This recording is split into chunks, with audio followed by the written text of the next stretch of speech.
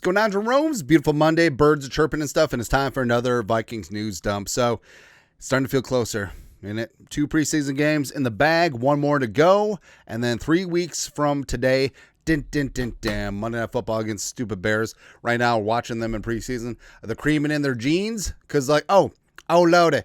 Oh, Caleb Williams is driving the ball downfield because he threw the ball at Damar Hamlin, the guy who died. So, if Caleb can do that every single down, every single play, he might be okay. It's going to be good. Also, so grind the tape, all 22. I think I've rewatched the Vikings broadcast like 17 times just to watch the Kevin O'Connell F-bomb.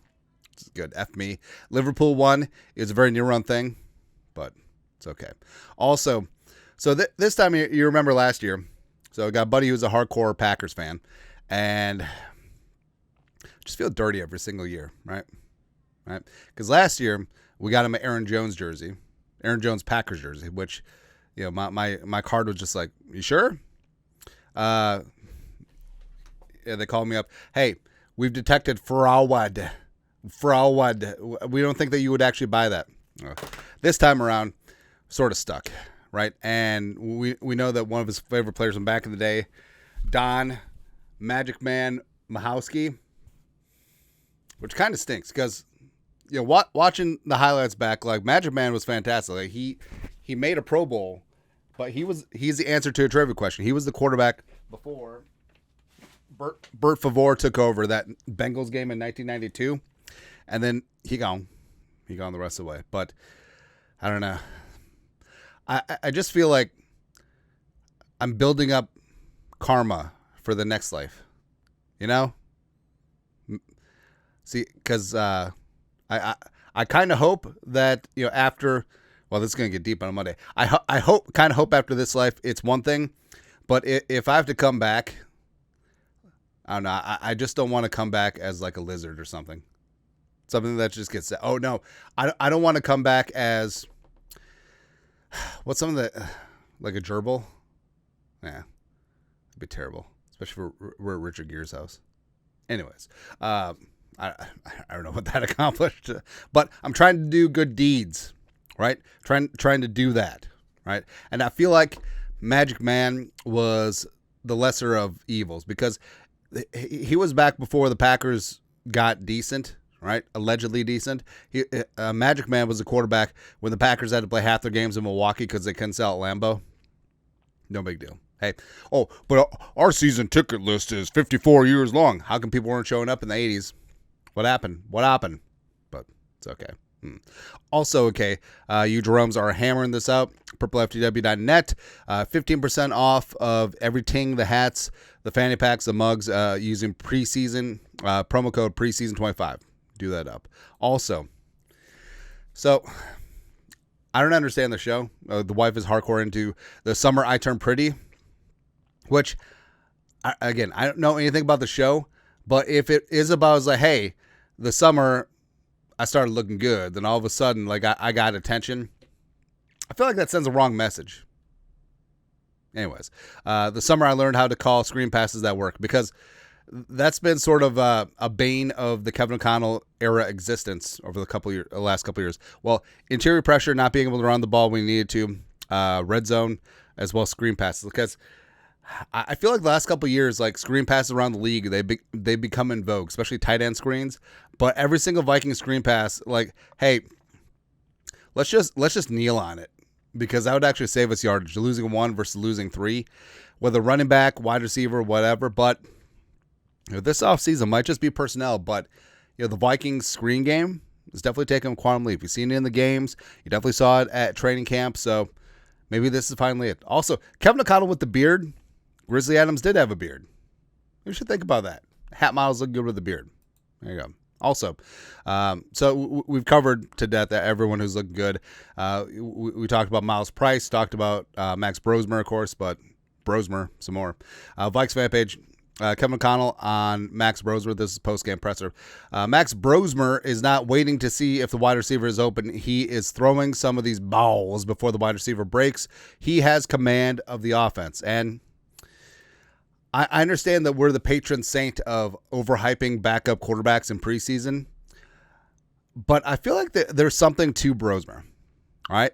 And he wasn't getting great protection in the second half. He wasn't rattled, wasn't pointing fingers, he wasn't seeing ghosts. He was just back there operating, right? The fundamentals didn't break down. And fortunately, we've seen that with quarterbacks like Sam Darnold, Week 18 against the Lions. After he got hit a couple times, his eyes were not matching his feet. His fundamentals, his technique was just a mess, right? But Brosmer, and that 4th and 17 to Deshaun Jones, he threw it before Deshaun made his break. And in between 4 Patriots defenders too, by the way, which is great. And yeah, the Vikings didn't tie it up at the end of the game. Miles Price had a great day, but just look over your shoulder a little bit sooner, buddy. But overall, I think that there's something there. Like, hey, what's the difference between Brosmer and Brock Purdy? Brock got picked in the last pick of the draft. Now, I'm not saying that Brosmer is going to go out and be a starting caliber quarterback, but you see similarities. There is a path where Brosmer wins the quarterback 2 job. And I understand. Well, there's concern about UDFA being the backup quarterback for the quarterback who hasn't taken a snap in the NFL. Okay, rather have Sam Howell? Like, I understand Sam Howell was going up against the Patriots once, but pressure is the same whether it's first team, second team, third team, whatever. Howell handled it terribly. Brosmer handled it well. So, we'll see. Actually, yep, Tennessee game on Friday, just play Brosmer. Like, I feel like, do you need more reps from Howell or Rippon? Nah, just let the kid play, see what he can do, sink or swim, go from there. All right. And also, the receivers weren't doing any favors for Brosmer either. All right. And we as Vikings fans, we got like the PTS from Troy Williamson, which I kind of feel bad for Troy Williamson. So Williamson came aboard with a number 7 overall pick in 2005 because it was right after Randy Moss got traded to the Raiders for the number 7 pick and for Napoleon Harris, the linebacker. I want to say, yeah. And Williamson basically was like, hey, the greatest wide receiver, game-changing wide receiver of all time, you have to replace him. And Williamson had the speed, he just couldn't catch. Right? And I know that they sent him to like the Nike Institute to check his cones and rods with like the orange and the green stuff, but it just didn't happen. Like at a certain point, you either have eye-hand coordination or you don't. You know what I mean? Yeah, but this from the Patriots game. So Lucky Jackson 2 drops. On top of Lucky having several drops during joint practice week, it was just not good. Right? And it kind of stinks because Lucky had a pretty clear shot to be maybe even wide receiver 2 to start the season, depending on what happens with Jalen Naylor, because Addison suspended, and then Jefferson back, obviously wide receiver 1. I mean, Lucky could have been wide receiver 2, but I don't know that now, right? Going too fast. Then also, Ty dropped one, Nesbitt was fine, Miles Price dropped one too. Well, they charged him for a drop for that one. He only got 1 mid on, but basically, Vikings are in between a rock and a hard place. I don't think there's anyone that you can bring in to be a wide receiver 2 for 3 weeks. I don't think that you can do that without just paying through the nose, whether in trade or in contract or whatever. Like, I don't see like Amari Cooper, if he unretires, to come in here and be something. Like, look at Buffalo last year. They stepped into a brand new offense, didn't really do much. I understand the Thielen talkers, the KJ Osborne, if and when he's cut by the commies, if they work things out with Scary Terry, or Brandon Powell's literally in the crowd for the Vikings game on Saturday, which is hilarious. But I don't know. Maybe Lucky will right. Watch, Lucky Jackson is going to go off for 9 for 130 and 2 against the Titans. All right, but Thayer, Sean Jones, Ty Felton. I mean, this is what you drafted him for. Miles Price, more of a turn man, but we'll see. I don't know.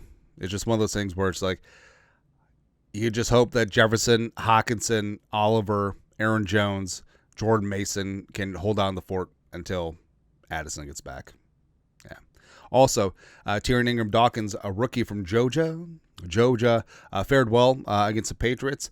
Also, the Patriots playing their stars. I like the TID, got a lot of that really good experience because he's been getting run with the ones, and I actually do think that there is a pathway for him to get consistent work during the season, because Allen Hargrave Phillips, like they're fantastic, but also they're veterans that you want to sort of put them on a pitch count. And Ingram Dawkins has shown that he does have early down prowess against the run. Did have a pressure and a tackle for loss in 36 snaps. Just have power on the edge, was holding down the fort on his side. And also, the tackle for loss was against Michael Onwenu, $20 million a year guard, the pride of Michigan. So he had some really good reps. And I know that his PFF grade doesn't necessarily reflect it, but just watching it back a couple times and the eye test, like he's legit. Like TID is going to be a legit 5-tech in this league. And also they kicked him inside, play a little bit nose too. And I think that his pass rush will come along, but because he's got all the physical tools in the world. But if he can get on the field early by stopping the run, it'll be good. Also, Gabriel Murphy had another fantastic outing. Like Gabe Murphy is essentially, so we mentioned this. So AVG Grenard, top 2 still. Diamond Dallas Turner moves into the Patrick Jones second role. Gabriel Murphy moves into the Dallas Turner role from last year, and everyone moves on. Right, Murphy, 42 snaps, 3 pressures, just set the edge too. And anything you can get from Murphy against the run is a bonus. He's a platoon sub-package pass rush specialist, so anything against the run is good. Also, Oscar Chapman, the Aussie, oi. I understand that basically you get a free spot because if you keep Ryan Wright on the 53, Chapman on the practice squad, you can keep 17 players on the practice squad. I feel like it's pretty close in terms of the competition. I think that Wright's been on thin ice for years now, ever since he came in as a rookie UDFA in 2022, the pride of Tulane. But Chapman, did some good things at Auburn, and he's very unique. And Coach Had has talked about the value of an Aussie-style kicker. And I think that the fact that they had him split holding time with Reichard on half the field goals against the Patriots, I think it's a good sign. I think they're leaning towards putting Chapman on the 53 and just letting Wright go. Because Chapman had a 48-yard net average on his punts. Wright had 32. Yes, and they did bust one. But I feel like Wright hasn't necessarily been in concert with his coverage. So I think that it might be time for just a fresh set of eyes. And Chapman's got the leg. He's got the Aussie. He's got the banana punt. It's going to be good. Also, so I don't know. So Fox preseason football last night, whatever, Bears, whatever. But they debuted the new score bug for this season. And last year in the Super Bowl, they showed off the new one. And a lot of people didn't like it. Overall, I don't know why everything has to be clear. Like, I don't understand. Like I don't mind, the large block, KC, Philly, or just the logos. Why does everything have to be clear underneath? I don't know. Just I kind of miss back in the day. Like, why can't we use the old score bugs from back there? Like on the bottom left. Well, actually, no, the bottom one is 38-7. So 7-0. Stop the count. Yeah. So never use that one again. I feel like the bottom one, the Tampa Bay Jacksonville one, like that was the one that I grew up with. Or even further back in the day, the center one, Minnesota losing to Detroit, which never happens. I mean, that one was fine. It's like that one just looks like Madden Summerall. Pat Summerall here and football and stuff. And John Madden's like, there's a guy, if you put a contact in, you can see better. I don't know why it sounds like Cosby. But I feel like as long as it shows the quarter, the time, the down distance, and timeouts, that's really all you need. Right? So I feel like the top right one, or even the center middle one, the Falcons Steelers one, I feel like that one was fine. Right? But of course, we have to change things every single year so that graphic design people, like they're reasoning out their existence of a job. So I don't know. Like overall, like I feel like, especially since half the teams are wearing white, that it'll just like cover up the score sometimes. I know it's a weird thing to think about, but if they just had it with a background, I feel like that would be perfect. But I guess we'll see. Yeah. Anyways, this week, no more fan practices. Last week, the final drug practice was the last one where fans at TCO Performance Center Bar and Grill. So Vikings practice this week behind closed doors. And then after the preseason game, I think they have until Tuesday to cut down to 53-man rosters. It usually doesn't even take that long. Like, Vikings will play on Friday. I wouldn't be shocked if Saturday or Sunday the Vikings will get things trimmed down, officially or unofficially. It'll be good. And last preseason game, Friday, back in Tennessee. Get to see Cam Ward if he plays. It'll be backup Palooza, as it usually is. But last time the Vikings had a preseason game in Tennessee, like, Eric Wilson was there for the first time.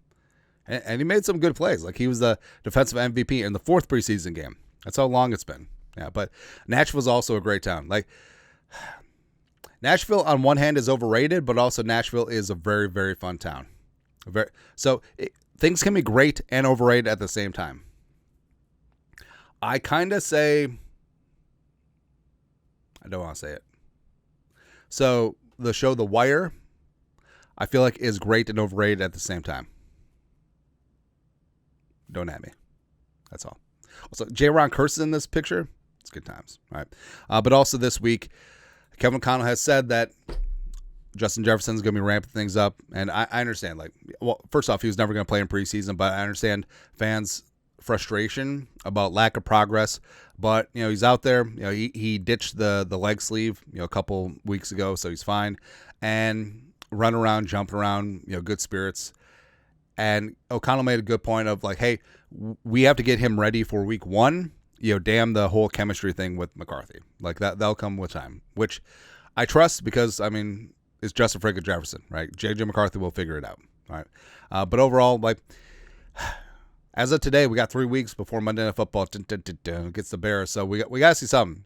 Things have to start progressing we got 2 weeks before injury reports come in, and then we'll actually see what's going on. So, who knows? Like, hoping that JJ is good. Justin Jefferson's good to go for week 1 because we'll need him. Yeah, that's all. Anyways, that's it. That's at Vikings News Dump for this beautiful, wonderful Monday. You guys are the best. You know what to do. Skol, production value.